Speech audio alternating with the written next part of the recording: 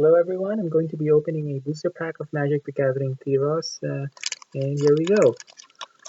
Okay, it's open, and the first card will be a Bateful Eidolon. Let me center it. Next card is an Annul. It's a blue counter spell. Counter target artifact or enchantment spell. Leaf Crown Dryad. Next card, Grey Merchant as Asphodel. Ill-Tempered Cyclops. Cavalry Pegasus. Yoked Ox. Returned Phalanx, Silent Artisan, Satyr Hedonist, Cutthroat Maneuver, Peak Eruption, Coordinated Assault, Labyrinth Champion. So Labyrinth Champion is the rare card. Okay, thank you, that's done.